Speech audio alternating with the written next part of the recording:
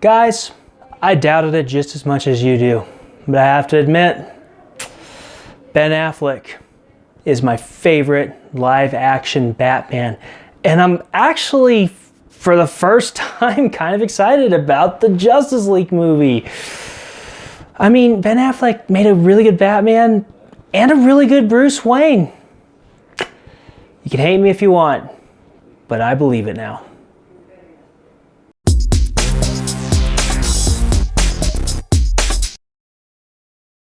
I'm starting to think I'm a glutton for punishment, because when you get used to building in $100 plus cases, I mean, going to a mid-range budget case is kind of a step down. And yet, I still kind of want to find that perfect mid-range budget case that I think just really hits all the marks.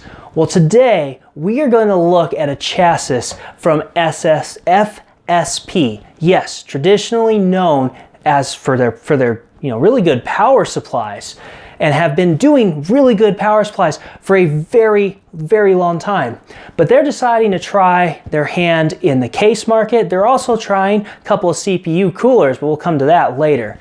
We have the CMT210, and we need to see if FSP takes the kind of quality and engineering that they put into their power supplies and also puts it in a mid-range case. Of course, as always, I want to say a huge thank you to Epic Gear for sponsoring my channel. You get the drill. I really love what they're doing, and much like FSP, I believe Epic Gear is trying to build quality components to dive into, well, their market that they're trying to break into. So let's go ahead and we're going to jump right in. Closer look, and then we're going to start putting the build in. We're going to see how this case stacks up.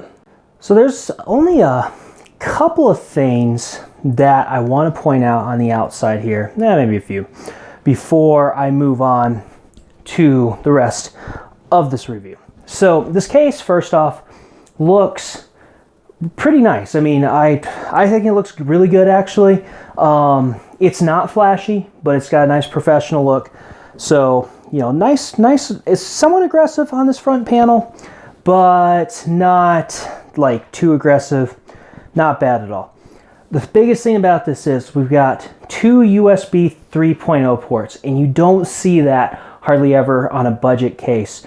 And then we have a single USB 2.0. So I figured if we're going to err on the side of not enough ports, then we'll just err on scrapping some USB 2.0 instead of the 3.0, which I really am actually happy about.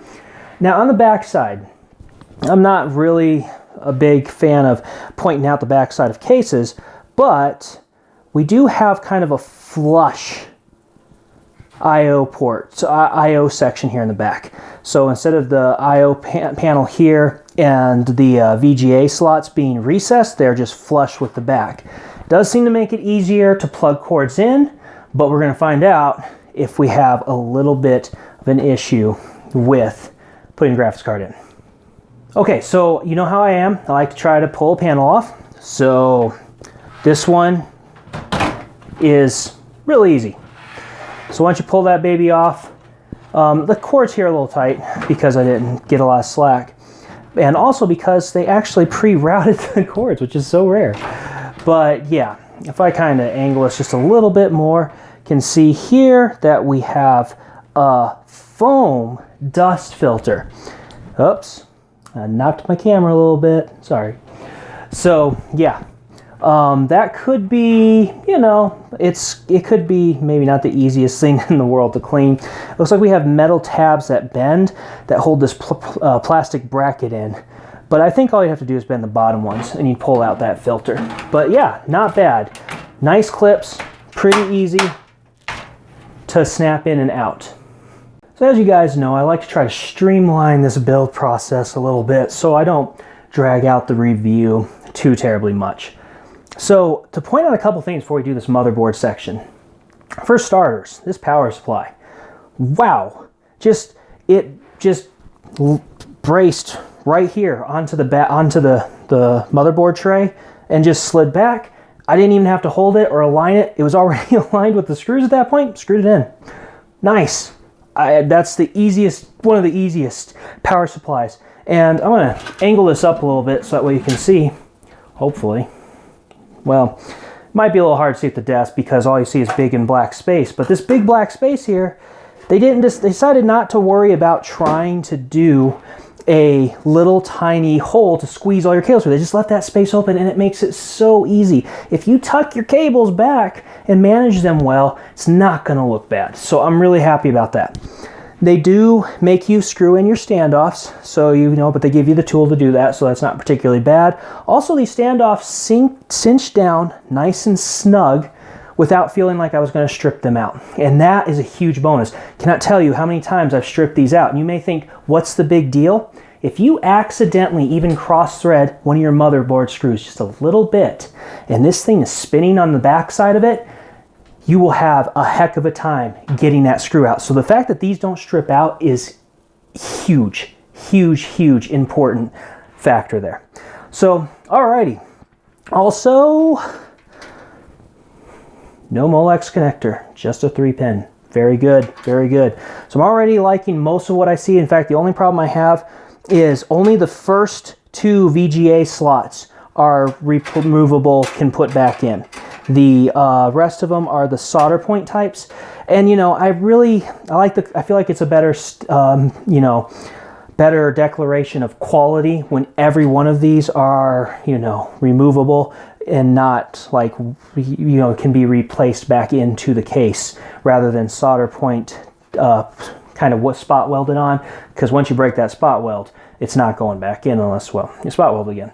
All right, I/O panel, let's see how it goes. So you know how I like to do this. I like to try to press it in here. I like to feel the back of the case. I like to see how well it snaps in, and this is exactly what I was expecting. This case, for being a definite budget case, and may look a little cheaper in some ways, it's actually surprisingly sturdy. It's not going to be a $100 plus sturdy case. This is definitely one of the sturdier cases, if not the sturdiest case I've dealt with in the budget realm. So yeah, very pleased with that. All right, big test time. Let's see how well this Oris board goes in. Drum roll, please. I'm trying not to poke my fingers too much. All right, so first I'm gonna kind of just, oh, I'm just caught on that. All right, so I did pull my, now the one thing I will say is this case does not look like it's gonna have room to bring your CPU connector through after the board's in, so you gotta kind of make sure you pull that through in the first place. All right, so right down here where this hard drive is, my motherboard's catching a little bit on that corner. So that's just something to be aware of. That this bay does make it a little bit more difficult to squeeze in than what I was originally expecting. But if I get down here, angle up far enough, and drop down, bam, we are right there and we are in. So yeah, and it looks like my CPU connector is not putting hardly any pressure on that board through the slot that it's in, which is another good thing. So that's, you know, I don't expect to have the most space in the world, and this is also a mid-tower case on a budget level, but that board slid in pretty nicely. So I'm liking that already. So we're gonna do something just ever so slightly different with this build. So FSP also has one of their air coolers for me to check out after this case. And what we're gonna do is we're gonna look at that cooler next after this case. Now, you know how I am though. If you're gonna be a case and you're gonna tell me, hey, we support liquid cooling, you better support liquid cooling. FSP made a very interesting choice here, and I'm already liking what I see. They just said, nope, not even gonna worry about it. This is just flat metal. There's no fan mounts, no radiator mounts, nothing. And it tells me that what their designers decided to say is that if you've got tall RAM, or if you've got heat sinks on your motherboard, or you know, any number of things that can just stick up, you're gonna have trouble fitting anything up here, and then you're gonna have trouble getting to your motherboard. So it looks like they just said, no, we're not gonna make people fight with that. So what we're gonna do is we're gonna make sure people have plenty of option in the front here to do the mount, we're going to axe the 2.5 inch, the 5 and 1/4 inch drive bay. We're gonna let you do your water cooling up here. So normally I would do a liquid cooler with my final build, but I figured I'd just show this. I just got done doing my SwiftTech review, and they say you can support up to a 360 millimeter rad, and I will say that while 360 is going to be a little tight, but I mean, duh, it's definitely doable. I mean, I can totally see this working right here in the front. Of course, I left this bottom fanning, so I don't want to take that out because I'm not gonna commit to this. This is the SwiftTech unit that I just took apart to throw in my Enermax thing. So, but I mean, that's all I need to see right there. Clearly, plenty of room for liquid cooling right here in the front. Guys, this case is already turning into a winner. Oh man, so just a couple of little things to point out. These are just minor things sometimes you don't even realize, and then you're putting it together and you're like, whoa, why doesn't everybody do this? Just little tiny quality of life. So first off, I didn't swap this fan. Usually I always turn the fan because the cable always comes out the bottom here, so I turn the fan so the cable goes out the top so I can hide it better. You don't see any cable, do you? I didn't turn the fan. It was just really easy to hide the cable up here and bring it along the top, and there's a nice slot up here to drop my slack down, and then I can use this as a CPU optional fan for when I get my cooler plugged in. That'll be controlled by the CPU. That's great. And you know, at first I was like, well, I can't reach into this other hole where I've got my CPU power connector in, but as it turns out I didn't need to because I just reached around here. That's great. And if I wanted to go to say like this system fan connector right here, I could have just I just could have looped it up in there, come right back down, and mostly hidden that cable, keeping things looking nice. So, man, this guy right here, 24 pin connectors, typically a pain. FSP put this slot all the way up in the top here, and they've got a middle and a bottom. And what this did is it allowed me to pull all my slack up so that's nice, and it's going to be, I'm telling you, I'm sure cable management is going to be really simple on this. But then when I loop it in, because of the way it loops, I just slid it right in. And I know that you would think, why would that make such a difference? And I don't even know if I can explain it right here on the spot. But having this slot higher so that my USB slots and stuff are lower, and I'm not sharing so much with one slot, made putting my 24 pin connector really easy. And this is the stuff that I want to see in a budget, because I get that there's certain things that you can't do, but when you can make the quality of the build experience easier, then you are winning bigly.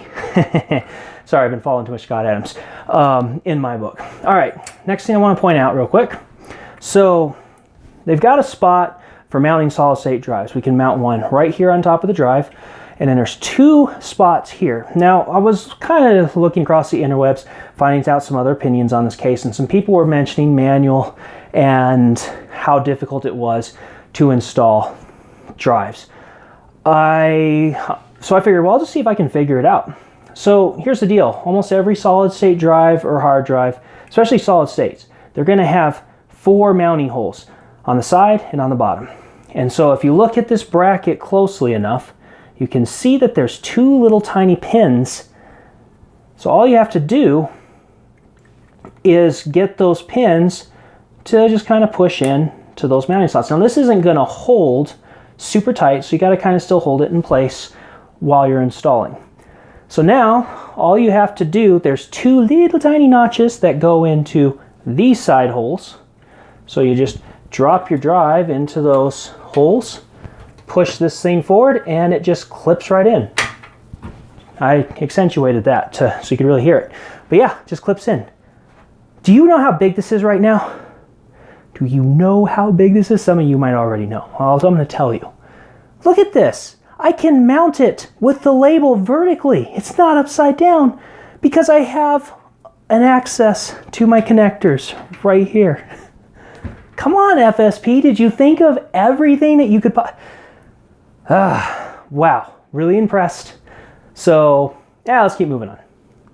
So if you've been with me on my journeys before, you know that sometimes big graphics cards can be hard to install, especially the ones that are really long like this. And they can give you a little bit of trouble when you have a flush back panel, because there's a slot here. And if I just angle a little bit, you can kind of see, here's that edge. There's a slot here. And what used to never be a problem is now a problem, because see what the Oris board did? They put this nice little flashy piece of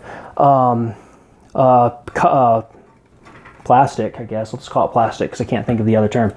But they got this nice little fancy piece of decoration covering the sound ports and or the sound DACs and whatnot.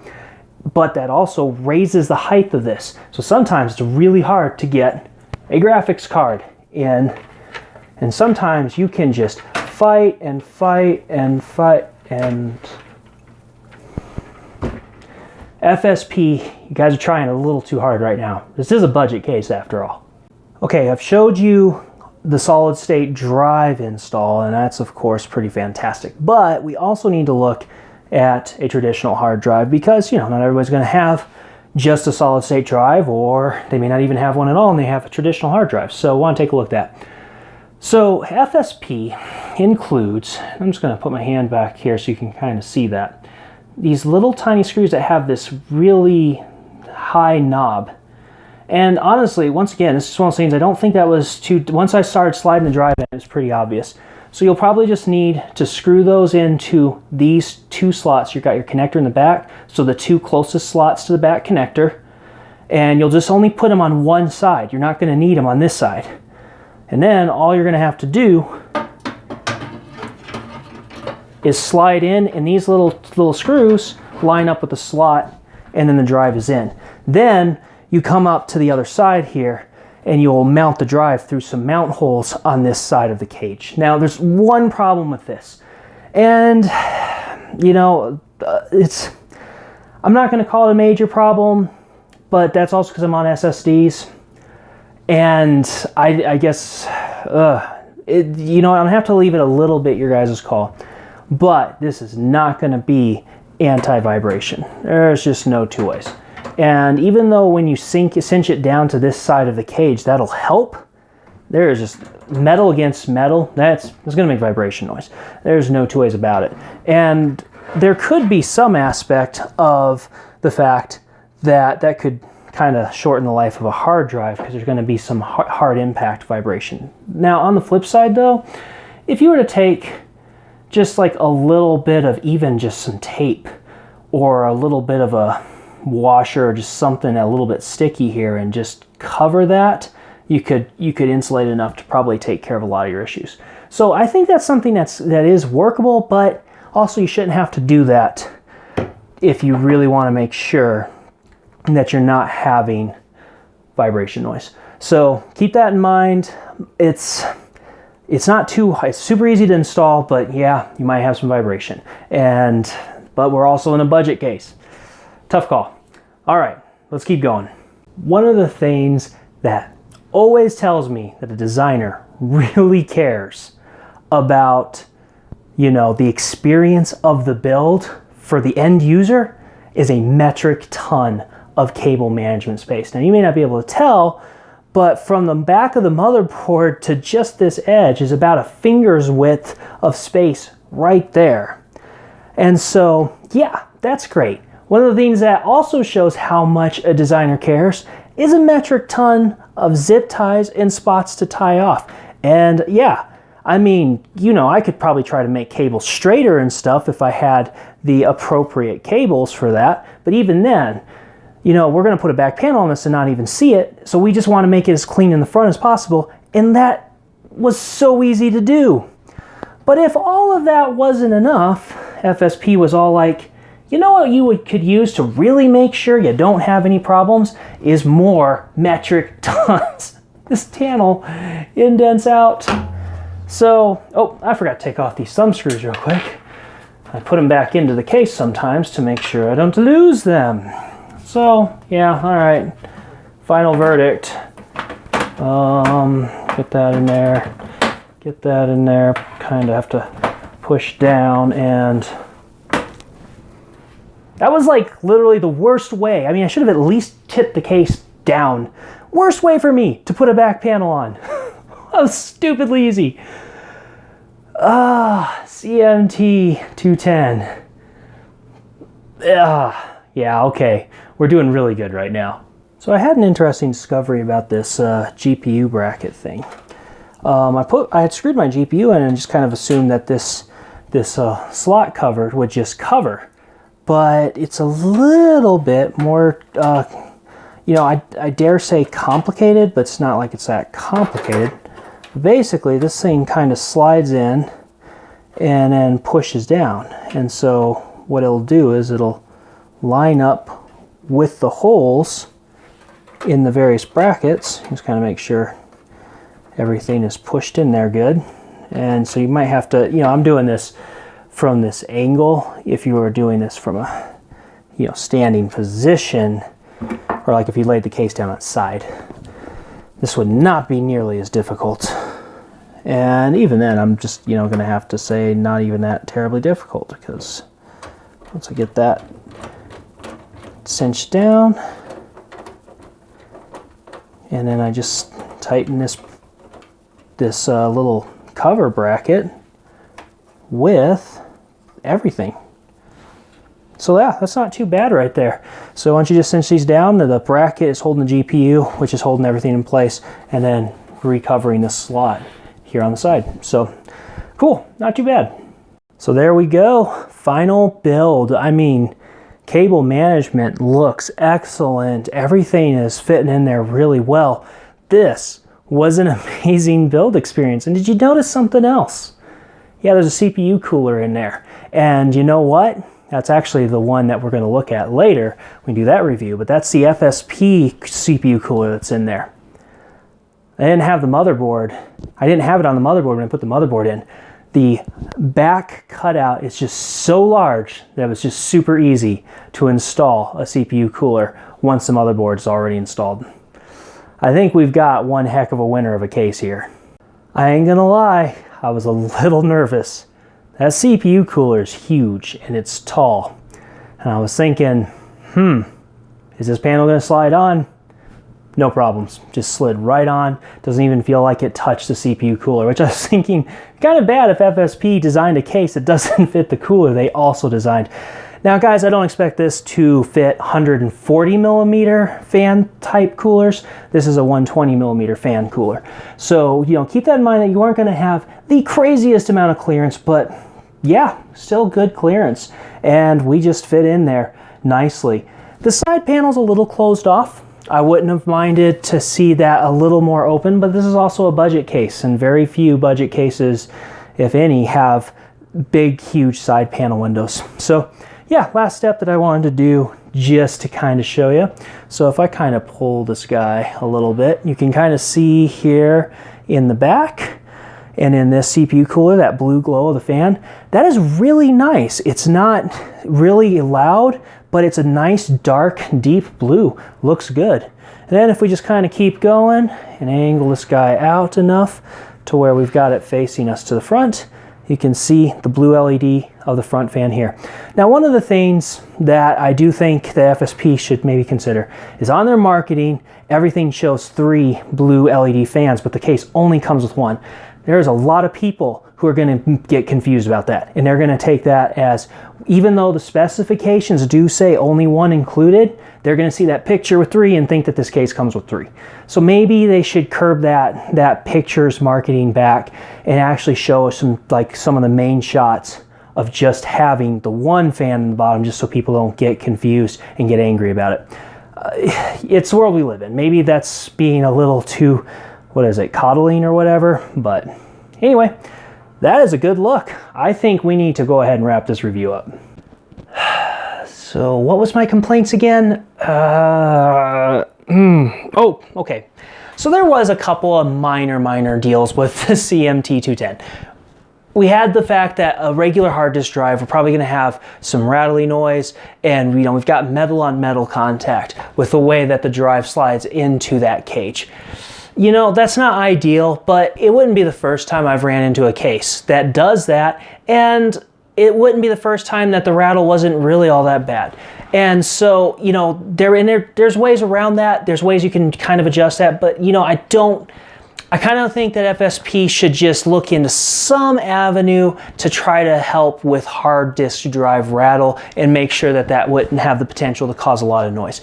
But once again, that's not a huge deal because it was still pretty easy to throw the drive in the bay and go. I don't like the spot weld on the VGA slot covers. I always like to see removable slot covers so that if you want to, you can put them back in. But let's face it, most of us building in a budget case are going to have one GPU, it's going to go in one spot and it's going to stay there for a while. It's not a huge deal. After that, we just had this amazing build experience. I love the fact that FSP said, you know what? No, we're not putting fans and radiators in the top. It's going to take too much space. We don't have the money to put that into the case, so we're just not even going to do that. This case feels surprisingly solid. It's definitely one of the most solid cases I've felt in the budget arena. I could not believe the amount of cable management space. It's just, I just can go on and on. The graphics card install, the motherboard install, the SSD install, and the fact that my SSD logo can face upwards. It's just fantastic. I had the best experience. There was never a point ever with this case where I got frustrated and felt like, why wouldn't they have just done this one little change? That is a fantastic job. All right, mid-range case. This guy here is looking like it's listing pretty solidly for $60. And so it seems to be their MSRP, and it also seems to be the price on like Amazon and, you know, other sites. $60 is just a little bit higher than, you know, your average mid-range budget case. But did FSP earn it? I think they totally did. I think that extra $10 is going to give you such an easy build time that it's worth it. And so if you have an expensive motherboard, an expensive processor, an expensive graphics card, this case is going to complement them very well while easing up on your budget to put in those more high performance components in your build. FSP CMT210, excellent case. I'm going to say the best budget case. Keep in mind, there is no CD drive bay. They asked that to make more room to give you more install options. I am 100% for that. Grab a $20 USB external CD drive if you really need to still do DVDs, even Blu-ray, CDs, so on and so forth. Pure overclock, editor's choice. And you know what? I almost forgot about this, but I kind of remember just now. I'm going to have to say Hardware Hound must-have award. This is a great budget case. It would be the top of my list out of any budget case if I was trying to save money for my build. Let me know what you think of this review. Like, subscribe to my channel if you want to keep me going, and I will catch you later.